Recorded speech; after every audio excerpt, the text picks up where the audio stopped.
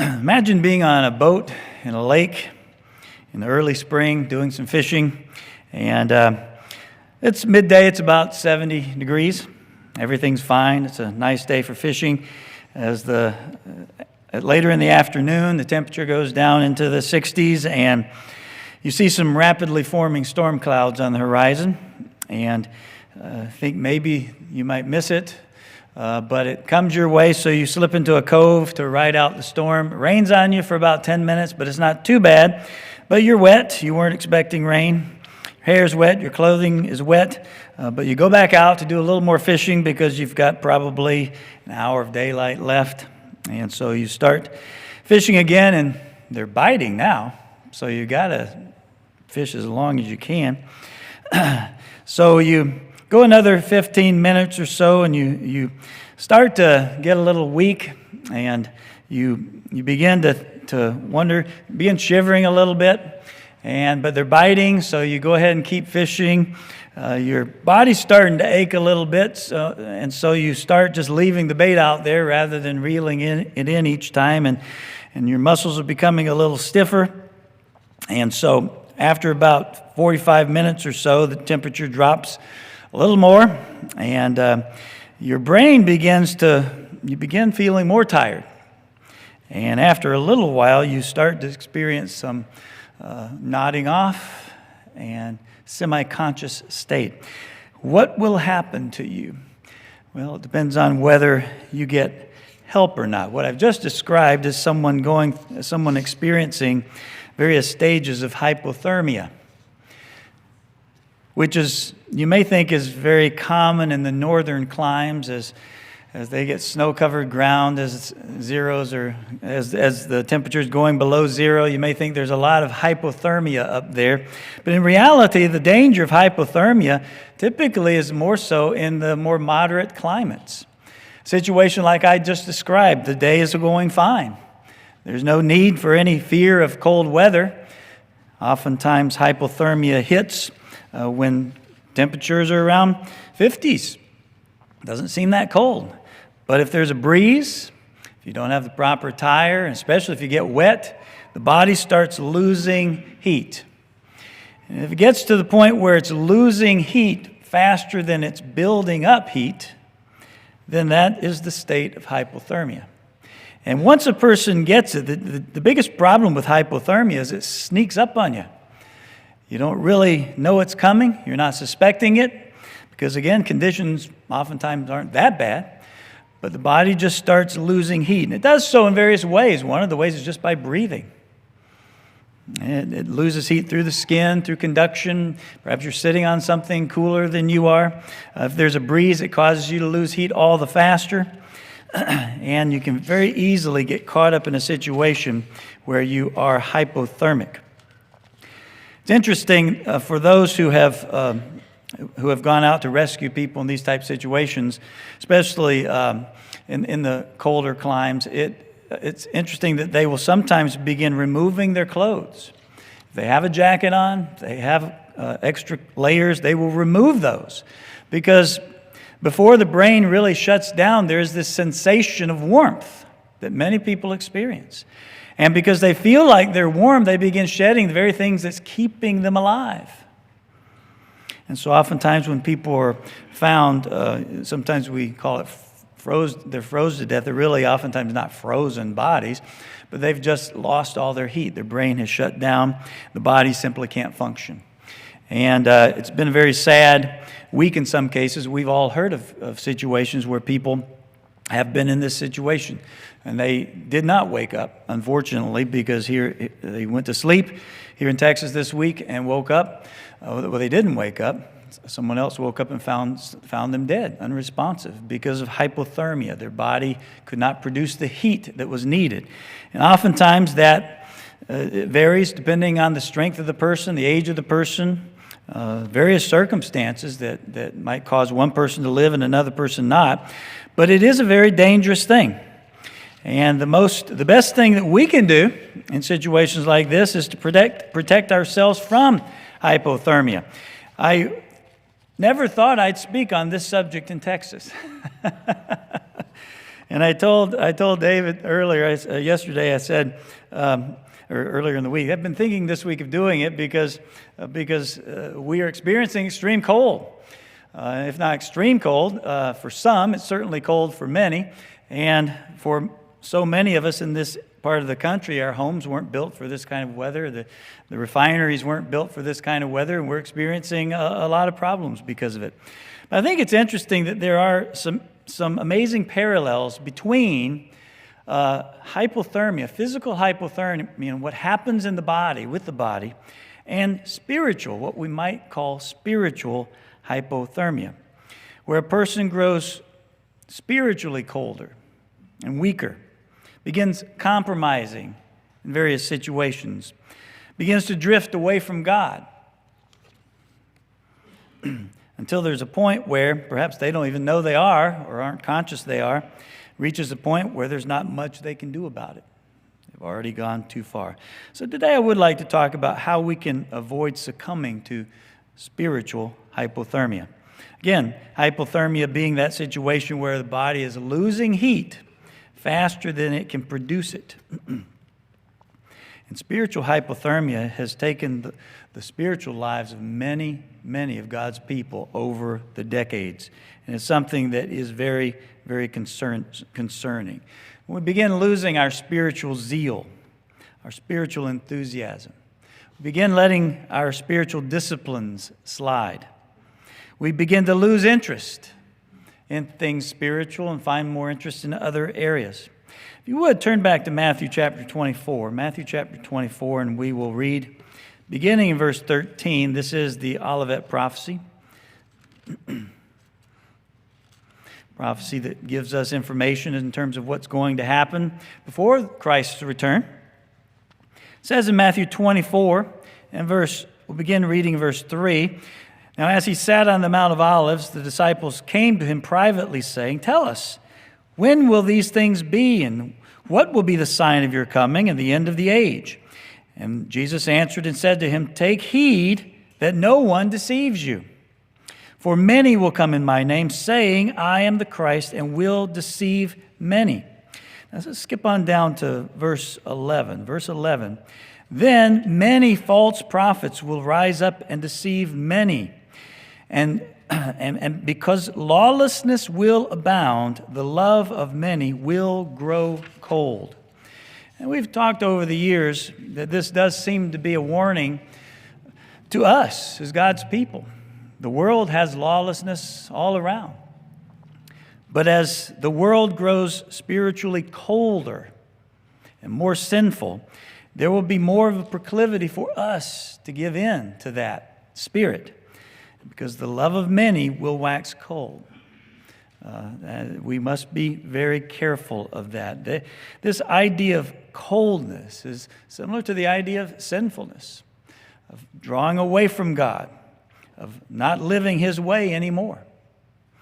And so we have that warning from Christ. I want to go through a couple ways here today that we can avoid the spiritual hypothermia, and then talk about some ways that we can recover from it if we find ourselves in that situation. First of all, first important thing we must be aware of is be aware of the danger of the cold, or even cool weather. We have to avoid physical hypothermia, we have to be aware of the danger of cold weather or even cool weather. In certain conditions, even cool weather can bring on hypothermia. It's interesting, each year up north, I remember hearing in the news of ice fishermen that went out. And, of course, the ice fishermen up in Minnesota and North Dakota and whatnot, they go out. It doesn't matter how cold it is, because they'll go out on the lake. They've got their fish house set up, and they've got a heater in there typically. And oftentimes you're in a T-shirt in there because you're so hot. But you're relying on that heater to keep you warm. But sometimes before the ice is thick enough for you to pull a fish house out there and fish inside the house, people just go out and walk out there. And I've seen people when last time we had winter camp, I saw someone crawling out onto the lake. It wasn't frozen in the middle. They were crawling as far as they could to get to, must have been a good fishing hole. I wouldn't have been doing it, but they were crawling. Oh, boy. Every year we hear of a fire department having to rescue people and treat them for hypothermia. Some of them dying because they went ice fishing, fell through, and there's just so much more heat that the body loses when it's in water. And I downloaded a graphic that showed that. You perhaps aren't aware of this, but 70-degree water seems quite warm. A person can last depending on their physical condition, between 3 and 12 hours before they're completely exhausted in 70-degree water. And some people can die within 3 hours, again, depending on their physical condition, various circumstances. 60-degree water. Some people can find themselves exhausted and unconscious and even dead within 2 hours. 60-degree water. When you get down to 50 degrees, you might last 1 to 2 hours. And if the water's 40 degrees, 40-degree air doesn't seem that bad, but 40-degree water, you can be unconscious in as little as 15 minutes. The water just takes that heat away so quickly. And so our circumstances, whether we're in the water or whether in the air, can it depends largely on how the body responds, depending on our circumstances. We can be in circumstances spiritually where it's very cold. And we can know it's cold. But we can also be in spiritual circumstances where we don't think it's that bad. But because of our surroundings, it can draw our spiritual energy away from us. And we can find ourselves in spiritual hypothermia. Again, this world is sinful. We know it's a hostile environment oftentimes, but some environments, some friends, some situations are much colder than others or draw heat away much quicker than others. So we might ask ourselves, how much do we surround ourselves with this sinful world? How much do we engage with God, with His Word, with His people? You know, this time of this pandemic has made it more challenging for all of us. And certainly there are reasons for people, because of their health conditions, to be concerned. And that has caused, for some of us, haven't been able to fellowship as much as we'd like. But in that situation, I hope that we still have that desire and are looking forward to fellowshipping all the more. I hope we're looking forward to a time in the congregation where we can go back to doing things that we have been doing. I heard some good news yesterday. There are some doctors who think this thing might pass sooner. I'm praying for that. And certainly if we're watching on the webcast, I hope we have a deep desire to be back at church. And I'm not saying that you should feel bad if you're not. I'm saying I hope we have that desire. And that when this does clear up, we're ready to get back into things. Because it can contribute to a spiritual hypothermia if we're not careful, if we're drawing away and not really recognizing the situation. Let's go back to 1 John chapter 2. 1 John chapter 2 and verse 15, beginning verse 15.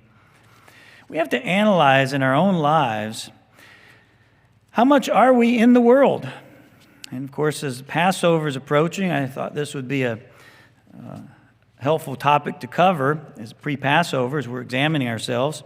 You know, are we in a spiritually hypothermic state? Are we in the early stages of it? Are we in the latter stages of it? Are we doing all that we can to make sure that we are safe from spiritual hypothermia? Notice in 1 John 2, verse 15, it says, "Do not love the world or the things in the world." You know, for any of us, it can be easy to love the world. I don't think it's saying here we shouldn't love our house, love our neighbors in the proper way. No, I don't think it's saying that, but I think it's saying loving the ways of the world. They can be intriguing sometimes. It says, "If anyone loves the world, the love of the Father is not in him. For all that is in the world," notice the things it's talking about here: the lust of the flesh, the lust of the eyes, the pride of life. You know, we can be proud of things. We can have vanity. We can desire things as if that makes us happy. And the various lusts of the flesh, we can desire those things, as if those things will make us happy. And we have to analyze, how much do these things motivate us? It goes on to say, the lust of the eyes, the pride of life, is not of the Father, but is of the world. And the world is passing away, and the lust of it. But he who does the will of the Father, will of God, abides forever. We see this concept repeated over and over. I won't give you all the scriptures, but you've heard it read before. Do not be conformed to the world, but be transformed by the renewing of your mind. Set your mind on the things that are above, not the things that are on earth. Do you not know that friendship with the world is enmity to God? We have these type of scriptures in various places. And as the Passover approaches, particularly, we should be examining how much are we engaged in the world and the things and the ways of the world. Maybe it's not a lot. But are we to some degree? Because that's the whole point of hypothermia. It doesn't take much. We start down a road that automatically leads to something else. And typically with hypothermia, the danger is you start to shiver, things aren't too bad, but then, as we'll talk about in a little while, the brain begins to not function at full capacity. It doesn't function normally. You begin making bad decisions. You begin to, in the case of the fisherman, stay out a little longer, not realizing that your body is losing that heat. And spiritually, we can tend to not draw close to God because we think everything's fine. We don't realize that there's a problem. And that's why hypothermia can be so dangerous. It sneaks up so easily. Point number two, to avoid physical hypothermia, we have to have the proper clothing. I heard a saying a couple times in the last month or so, there's no such thing as bad clothing, just inappropriate. There's no such thing as bad weather, just inappropriate clothing. And that obviously was spoken by someone who lives up north and has the proper clothing, which not everyone does. I know for winter camp, we oftentimes keep to my frustration, in the garage is a couple large boxes of clothing for Texas teens who come to winter camp. And they don't quite have that thick coat that they need. And perhaps they couldn't find it. And so we make sure we keep a stash to keep them warm. But having the proper clothing is very important. Savvy outdoor enthusiasts recognize the importance of insulating, and particularly the head, the neck, the armpits, the chest, these core areas, to keep them warm is so very important. And they will tell you a few rules. One of the important rules for cold weather is don't wear cotton. Now, the reason why is not because cotton is bad, but when cotton gets wet, it's worthless. It doesn't insulate at all. It's very similar to a down sleeping bag. I love down. I've got a down sleeping bag, a sub-zero bag, and it's great to sleep in. And down works great unless it's wet. It doesn't work so well. It loses its loft. In that case, a synthetic sleeping bag works even better than down. But again, the condition, wetness, can make a big difference. But they tell you don't wear cotton. And the other thing they recommend is the concept of wick warmth and weather. Wick warmth and weather. Wear a fabric close to your skin that wicks the moisture away. Then have an insulating layer, fleece or wool, and then have some kind of windproof, watertight layer on the outside. It's the idea of layering, wearing the proper clothing. And then this one fellow who's an expert who says no cotton, wick, warmth, and weather. His third point is no cotton. Seriously. He wants to emphasize that point. Let's go back to Exodus chapter 22, if you would. It's interesting to take note of the fact that God told the priests to wear a particular outfit. And we might wonder why. Why was that so important? But it symbolized something that was very important to God for the priests. In Exodus chapter 28 and verse 40, Exodus 28 and verse 40, it says, "For Aaron's sons you shall make tunics, and you shall make sashes for them, and you shall make hats for them. for glory and beauty. Notice that it was to look nice. It was also for glory, to have a certain glory about what they were doing as they came into God's presence. They were to look a certain way. It says, and you shall put them on Aaron, your brother, on his sons with him. You shall anoint them, consecrate them, and sanctify them, that they may minister to me as priests. And you shall make for them linen trousers to cover their nakedness, or their bare flesh. Notice trousers. They were to wear pants. Now, the reason for this, as most commentators will point out, is because the pagan priests didn't wear these. There's all kinds of sexual immorality that took place among their worship. But God's priests were to cover themselves fully. So they would not have a chance of being exposed in any way like that. It says, and they shall reach from the waist to the thighs. They shall be on Aaron and his sons when they come into the tabernacle of meeting, when they come near the altar to minister to me in the holy place. They shall, that they do not incur inequity and die. Wow. You don't wear the right stuff, there's a penalty there. Now we learn from other places that this proper attire was symbolic of the righteousness that they were to live. Symbolic of righteousness. I'll just give you a note there. Psalm 132 verse 9. Psalm 132 verse 9 says, let your priests be clothed with righteousness. Those linen clothes were to be symbolic of righteousness. And we also have another reference I'll just give you without turning there. Revelation 19 verse 18. Where it talks about the marriage of the Lamb. It says that to these were granted to be arrayed in fine linen, bright and clean. For the fine linen is the righteous acts of the saints. And so this clothing was symbolic of righteousness. Let's turn back to Matthew 22. Matthew 22. Jesus Christ mentions the importance of being properly clothed spiritually. Certainly we have to have the proper attire to avoid physical hypothermia and have given thought to what we're going to wear and take with us on a camping trip or fishing trip. God wants us to be careful what we wear in a spiritual sense.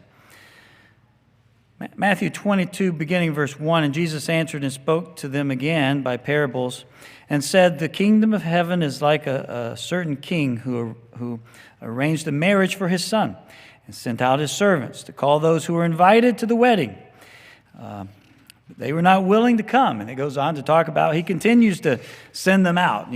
Try to get the people here. And then in verse 8 it says, and he said to his servants, the wedding is ready, and those who were invited are not worthy. Therefore go into the highways, and as many as you find, invite to the wedding. So those servants went out to the highways and gathered together all those they found. Notice both bad and good. This is symbolic of the Jews, many of the Jews, not responding to their call to accept Jesus Christ as their Messiah. So the message went to the Gentiles. And some of these Gentiles had been living in sin and would have to convert to a different way of life. So both bad and good were called, and the wedding hall was filled with guests. In verse 11, when the king came in to see the guests, he saw a man who did not have a wedding garment. The garment was important. He had to dress for the wedding. And he said to him, friend, how do you come in here without a wedding garment? And he was speechless. And the king said to the servants, bind him hand and foot and take him away and cast him into outer darkness. There will be weeping and gnashing of teeth, for many are called, but few are chosen.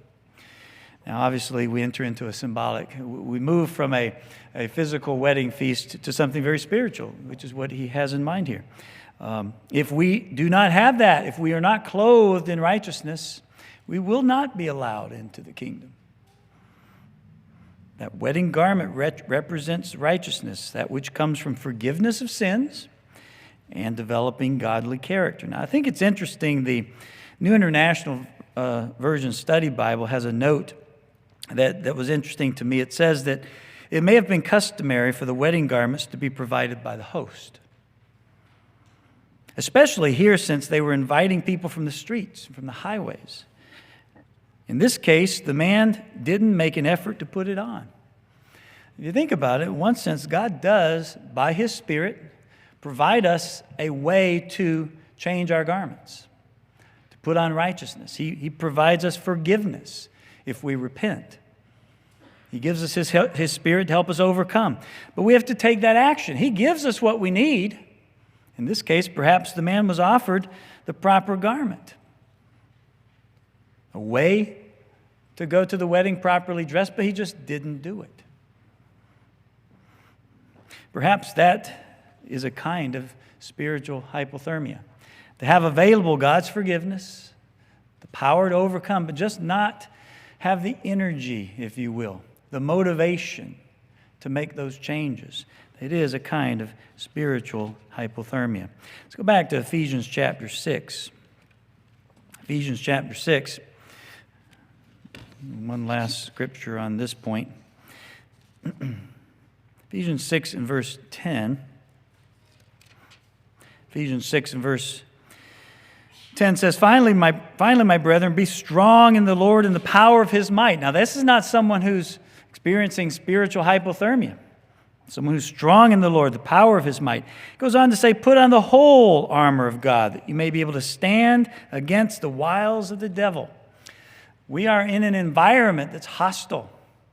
We need the armor of God.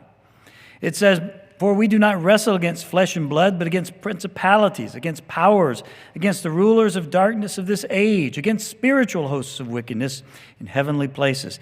Therefore, take up the whole armor of God, that you may be able to withstand in the evil day, having done all to stand. And it goes on to talk about that armor. You're very familiar with this. Notice in verse 18, though, after going through all of this, the helmet of salvation, verse 17, sword of the Spirit, which is the Word of God, it says, praying always. This is not something a person with spiritual hypothermia tends to do. We tend to drift away from praying always, from being on top of those spiritual disciplines. It says, pray always with all prayer and supplication in the Spirit, being watchful. To this end, with all perseverance and supplication for all the saints. These are words, as praying always, being watchful with perseverance. These are words that indicate a zeal for doing these things. That we put on this armor and we're taking action. We're not just sitting with armor on, we're taking action. That's something that a person who's spiritually healthy and avoiding spiritual hypothermia will be doing. But sometimes, for all of us, it's easy to enter into a spiritual hypothermic state to one degree or another. Perhaps it's the early stages. We're just cooling off a bit. We're not as zealous as we were before. Perhaps we start to shiver a little. We begin to realize it's a little chilly. What action do we take? Do we take action? Or because we quickly can move into a phase where we start not recognizing how truly dangerous the situation is and continue down that path. It's important, brethren, to avoid physical and spiritual hypothermia, but it's also important to know how to treat that hypothermia, both physically and spiritually, when those times arise. Some years ago, I was certified as a wilderness first aid, mostly for our camp programs and Challenger programs, but one of the things that we went through is how to treat physical hypothermia, how to recognize when someone has it, because sometimes it's not the person. Oftentimes they won't see it themselves. We had a situation. I've really never had to deal with this so much at, let's say, winter camp. People are dressed for it and they're ready to go. They know it's cold. But a few times on some of our boundary water trips up in northern Minnesota, in the summertime, we had to deal with people struggling with hypothermia. I remember one time a young lady, we were quite worried as to whether she was warming up or not. It wasn't particularly cold, but in the summer, the water stays very chilly after freezing all winter. It thaws, and it takes until August for that water to be pleasant to swim in. And if you go in, and one girl's case, she fell in at the campsite, and we had a real difficult time getting her body to warm up. And, of course, we're miles and miles away from any kind of help. We were able to finally do that. But it was summer. It wasn't particularly cold. the water was, but it was pleasant out. And that's when we had to deal with this. I had to help her recover. Let's go through several points here on how to treat spiritual hypothermia, because I think we all enter into some stage or another of this at some point in our lives, at various points of our lives sometimes. Point number one, when hypothermia begins to set in, recognize it and respond to it. Recognize the signs and take action. Because it is at the beginning of physical hypothermia that it's so important to take that action. The longer you wait, the cooler the body gets, the harder it is, especially if you're out in the wilderness, to make those changes and to bring a person back. Same thing is true spiritually as well. Again, it often comes on unexpectedly. A person's not aware. What happens physically is your skin begins to cool, your body constricts the surface blood vessels to conserve heat for your vital organs that are in the core of your body. Your muscles tense and they shiver, and this produces body heat. It's one of the ways God has created us to produce heat, is to shiver. And so energy is being expended as you shiver. And you begin to lose dexterity and motor control. There is poor coordination. You begin to experience mental sluggishness and don't even realize it. Your friends around you may realize you're slurring your words, or you're having difficulty walking, or you may realize it's hard to pick something up and think, it's just normal. You begin to lose coordination. Confusion begins to set in until it reaches the point of incoherence and irrationality. Extreme lethargy merges with unconsciousness. The person might have initially appear dead before they actually die. Well, this is what happens physically. What happens spiritually? Early on, as we begin to experience the early stages of spiritual hypothermia, we begin not to follow our conscience so much. Begin not to listen to our conscience as it's led by God's Spirit. We begin to allow ourselves to slip, perhaps knowingly, and we willingly do that. Perhaps it's slipping in prayer or Bible study. Perhaps it's allowing ourselves to fall back into a sin just a little bit. In 1 Timothy 4, verse 2, I'll just read it to you. It says, 1 Timothy 4, verse 2, speaking lies and hypocrisy, having their conscience seared with a hot iron. Our conscience is very important. It's one of the ways God works with us. When we do something and then we feel bad about it, that's our conscience. And it helps us say, I don't want to do that again.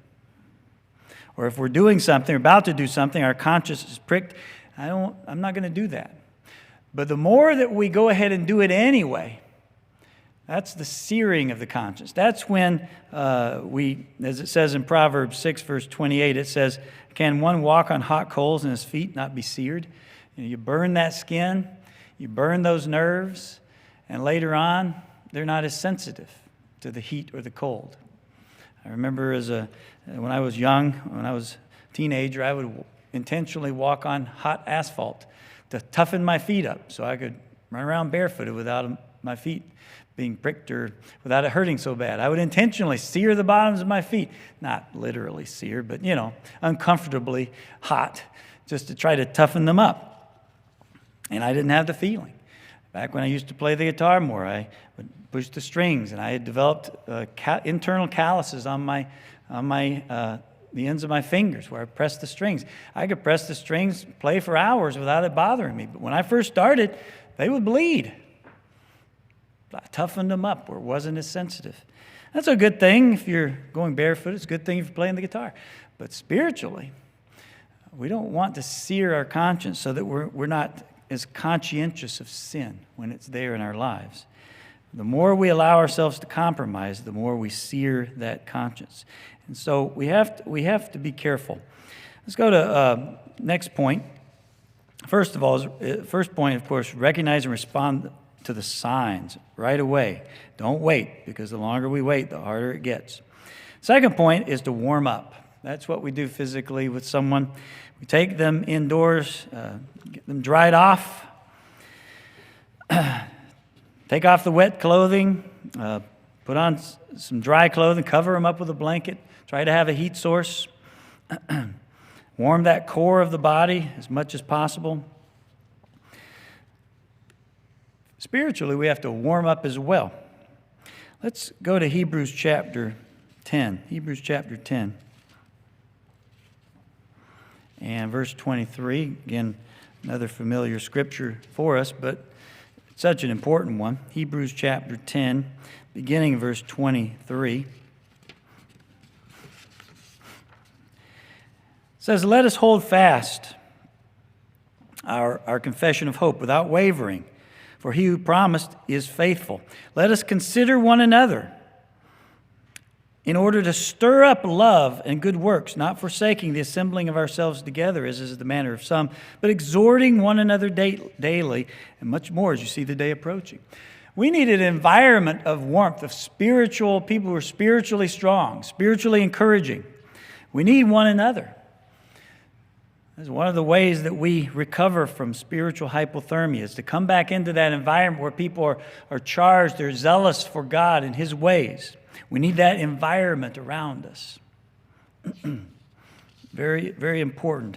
Also, if you go back to 2 Timothy chapter 1, 2 Timothy chapter 1, it's interesting, the verbiage here, the wording actually talks about the kindling of a fire, or rekindling, making perhaps a small fire flame up and be strong again. 2 Timothy 1, verse 6, "Therefore I remind you to stir up the gift of God, which is in you through the laying on of my hands. For God has not given you a spirit of fear, but of power, love, and of sound mind." This word "stir up the gift" is referring to the Holy Spirit. Now, we can't stir God's Spirit as if God's relying on us for that Spirit to be powerful. But we can stir up our willingness to allow that Spirit to work in our lives. We can stir that flame. This word "stir up" actually denotes the kindling of a flame by blowing on it, or with bellows, a large flame that you would put air across so that it gets hotter and hotter. That's what it's talking about here, to stir up. Other translations say fan into flames this gift. So it's taking something that may be a little bit hot in our lives and really causing it to really generate heat, to stir up that gift, to stir up that Spirit. Now, how do we do that? Well, we do that in prayer. We do that in fasting. We do that in Bible study. We do that in fellowship. We ask God to help us to be responsive to that Spirit. We grow in our zeal. These are ways that we stir up that gift. So point number 3. Point number 2 is to warm up. Point number 3, with regard to physical, we need food. We need fuel to keep warm. I was reminded of this years ago. My daughter Kelsey and I went with a friend and his son out to do some winter camping up in the eastern side of Minnesota, central side by the St. Croix River. And it was snowy and icy. We tried to build a fire, but every little twig was covered in ice, and we would try to melt it and get a fire. We never got a substantial fire going, so we decided just to go to bed in our tents. And of course, you get in a tent and you get under the warm covers and all. We had some hand warmers to help generate heat. But still, underneath you, even though you have insulation underneath you, you're sleeping on a mat or two, it's still cooler. So I started to develop cramps in my legs. And I would try to stretch that particular cramp, and then a cramp would happen on the other side of the leg. And I hated it. It was so painful. I told my daughter, I got to get out. I got to go walk. I got to get out of the tent. So I reached up in the tent and grabbed a Snickers bar and downed that thing real quick, started putting my shoes on and realized the cramps had gone away. Just that Snickers bar, within a few minutes, what had happened is my body so needed fuel that it was starting to cramp up. It wasn't producing the heat that it needed to. And just having that fuel, I didn't have to leave the tent. I was fine for the rest of the night. So to this day, when we do winter camping up at winter camp, which they go out in their tents and they sleep outside all night and however cold it gets, we give them candy bars. I don't give them Snickers because some people have allergies, but we give them candy bars and tell them not to tell their parents that they're eating candy in the middle of the night. There's a reason for it. Don't expect mom's going to let you do it at home. But we do need that fuel. We need that energy. If you turn to John chapter 4, I'll get through this here quickly. John chapter 4 and verse 31. It says, "In the meantime his disciples urged him, saying, 'Rabbi, eat.' But he said to them, 'I have food to eat which you do not know.' Therefore the disciples said to one another, 'Has anybody brought him anything to eat?' And Jesus said to them, 'My food is to do the will of him who sent me and to finish his work.'" Notice he was motivated. He was zealous to do the will of God. And it was a kind of food. It was a kind of energy. He drew energy from that. Now, of course, Christ still needed physical food, but he was making the point. Spiritually, we draw energy from how much we're motivated to do the will of God and to participate in his plan. That is a way that we fuel ourselves spiritually, is being motivated by the same things that God is. Christ also said in Matthew 4, verse 4, that man shall not live by bread alone, but by every word that proceeds from the mouth of God. There is a fuel, a spiritual fuel that comes from the Word of God. The more we draw away from studying that Word, the more of a hypothermic state we enter into. Point number four is we need to listen and heed spiritual advice. Listen and heed spiritual advice. The reason I put this in is oftentimes a person who's experiencing physical hypothermia won't do anything about it because they don't recognize it. They're not in a mental state to know what they need to do. It takes a friend. It takes someone who sees what's going on to tell them, hey, you have symptoms of hypothermia. We need to warm you up. Unless the person is very trained and disciplined, they simply won't take the steps necessary. But sometimes we need the counsel, the advice of a friend. But we need to be willing to listen and heed. And oftentimes in physical hypothermia, a person will resist their friend telling them they need help because they're not thinking straight. They will resist it. But the same thing is true for us spiritually. Oftentimes we will resist. James chapter 5, verse 19 tells us, "Brethren, if anyone among you wanders from the truth and someone brings him back, let him know that he who turns a sinner from the error of his way will save a soul from death and cover a multitude of sins." We have a responsibility to look out for one another when we may see someone drifting spiritually, to encourage them. And we have a responsibility personally to respond to counsel. Proverbs 19:20 says, "Listen to counsel, receive instruction, that you may be wise in your latter days." It not only implies wisdom in your latter days, it implies a long life, listening to wisdom. Certainly we must be willing to listen to others, and we must be willing to take action to help one another as well. In conclusion, brethren, we are approaching Passover, and it is a time that we take special attention toward examining ourselves. Let's go back to 1 Corinthians 11. We'll finish here, 1 Corinthians 11 and verse 27 through 30. 1 Corinthians 11, verses 27 through 30. Speaking of the Passover here, it says, "Therefore whoever eats this bread and drinks this cup of the Lord in an unworthy manner will be guilty of the body and the blood of the Lord.